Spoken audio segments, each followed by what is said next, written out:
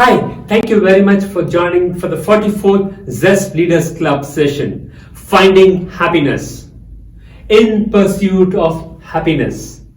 Let me start by asking you 4 questions. Do you think you like what you're doing? You love what you do? Number 2, are you happy spending days, months and years doing what you're doing? Question number 3, do you wake up in the morning looking forward to the day, or do you crawl under a blanket and go back to sleep, or you want to sleep for some more time? Question number 4, do you have Sunday evening gloomy feeling and Monday morning blues? If you have answered no to the first 2 questions and yes to the last 2 questions, then you can also join the club of not so happy people around the world. Gallup did a survey in 2016 across the world. They surveyed 160 countries, and when they surveyed, they found out that a few countries were really happy, people were really happy, and a few countries people were not happy, or they were not having a happiness quotient of their life. The country which was top in happiness was Finland with a score of 7.86, and US had a score of 6.88. Now you might ask, where's India? India is somewhere at around 3.82, and the lowest is Sudan, which is at around 2.8. What do you think makes you happy? If this question is asked to people, some people say money makes them happy. But I would say no, money does not make you happy. Maybe it might give you a short-term happiness for a few days or a few weeks even, but then it might not give you happiness for long term. Consider a person who is working in an IT industry and he gets promoted. He is earning, first of all, a salary of 50,000 rupees, and when he is getting promoted, he gets 75,000 rupees and 25,000 Indian rupees more. And this particular person is really excited and happy when he gets an increase in his salary. But that is only for a few days or maximum a few weeks that he's happy about it. There are so many things that he needs to spend this money for, and he finds reason to use that for different fundings or different investments, and end of the day, he looks forward to when his next salary increment will come. What happened to all that money, the increase in happiness, the promotion, the happiness of the promotion? So if you want happiness in your life, you need to first of all identify the purpose of your life. Once you identify the purpose of your life, then you can proceed to the next step. As a kid, there are things that you would have loved to do. When you recollect yourself long time back as a kid, you would have loved doing so many things. As a child, you might have had interest to become a scientist, an astronaut. You might have wanted to become a designer, a toy designer, or a fashion designer, or a person who just enjoys nature, being in the wild. You tell your dreams, your goals, your passion to your parents, or what you love to do when you grow up. This is a basic question that a lot of people ask. What do you want to be when you grow up? And when you answer such questions, when you say that you want to become an astronaut, or you want to become a NASA specialist, or you would like to become a person who goes into the wild and enjoys nature and takes photographs or shoots in the wild, many parents try to convince the children out of those ideas slowly. You are not allowed to continue. And in India, especially in South India, most of the children are convinced to become engineers or doctors. They're pushed in that direction.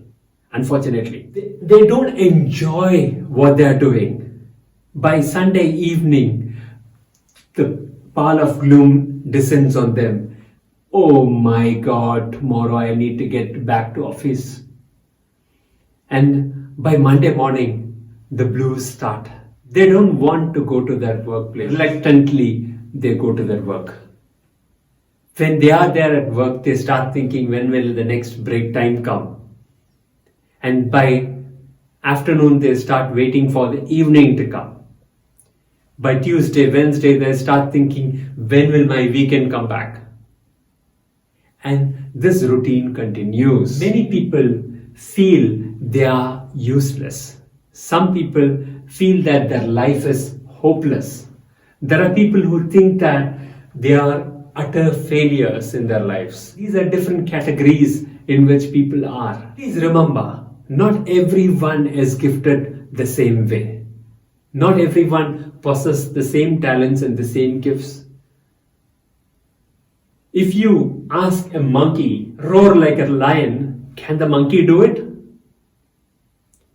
And then you go and ask a lion, okay, use your tail and go from tree to tree. Can the lion do it?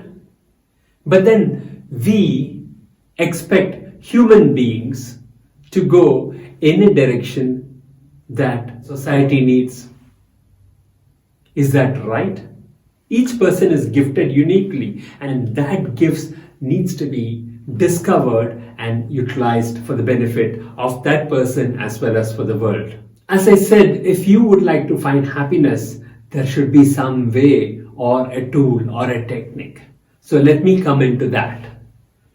There's an island southwest of Japan which is called Okinawa. The people of Okinawa Island invented two things which were very famous. The first is karate. They found karate in 17th century and then they passed it on to Japan, and from there it spread across to the whole world. It's quite famous now. The second thing that they found was IKIGAI. IKIGAI is the reason for being. As you listen, it's up to you to choose and apply the principles and the techniques of IKIGAI. It's not complex, but it needs work from your side. There are 4 circles in IKIGAI basically. The first circle on top is what you love to do. The second circle is basically what you are good at. The third circle is what you could be paid for. And the fourth circle is what the world needs. What you love, what you're good at, what you could be paid for, and what the world needs. So these 4 circles are intersecting each other, and each of the intersections we look at. What you love to do. You might love to be in the nature shooting wildlife photography, or you might love being around people and helping them. You might love being a chef or a cook. That might be a love. Next comes what you're good at. What are you good at? Some people are good in maths. Some people are good in coding, languages. Some people are good in arts and crafts. Different people are different, uniquely gifted. So the intersection of what you love to do and what you're good at is your passion area. That's what you're passionate of. Now let's come to the next part. What you're good at and the intersection between what you could be paid for. And that intersection area is called your profession. You might be good at coding and you would get well paid. Maybe a Java developer or a mission language developer might be paid very well. But they might not be happy because they don't love that work. Now between the love and what the world needs, when you come to that, it's called mission. There are people who are called as missionaries who go across the world helping people. For example, Mother Teresa. She loved helping people and the world needed that as she enjoyed it. But there was no pay that she got, right? But the point is, she was happy serving that. It might give the delight, it might give the fulfillment, but it might not yield wealth. Next, we come to what you could be paid for and what the world needs. For example, a police commissioner. He might be paid quite a good amount of money and the world needs him to keep the safety and security of a country or a city or a place or a town. This police commissioner might not love the job that he is doing. He might not even be good in the job that he is doing. So he might not be happy. So intersection of passion, profession, mission and your vocation is the center point, which is called IKIGAI, the reason for being. It needs time for you to introspect yourself and identify each of these areas where you are today, and then look for what you love to do, what you are good at, what could pay you, and what the world needs. Once you identify that, you can merge all these together and identify your Ikigai. But you might ask a question: how many people have found their Ikigai? Is it really possible? Or is it some fad that people talk about or you're talking about? It's absolutely not a fad. I will tell you an example which I heard of a few months ago. There was a motivation speaker who finished a speech and got down the stage, and there was a young guy who walked up to him and asked him, "Sir, I was very impressed with your speech, but is it really possible that you're asking us to follow our passions and our dreams and do all these things? Is it really possible?"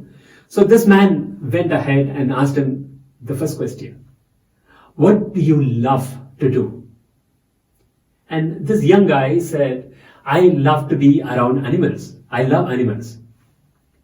So he asked him, "What is your profession currently? What do you do currently?" And he went ahead and explained that he was working in a small place which was paying him around 15,000 rupees, and it was difficult managing his house and his family and everything. So this speaker asked him the next question: what are you good at? Are you good at animals, or are you good with animals?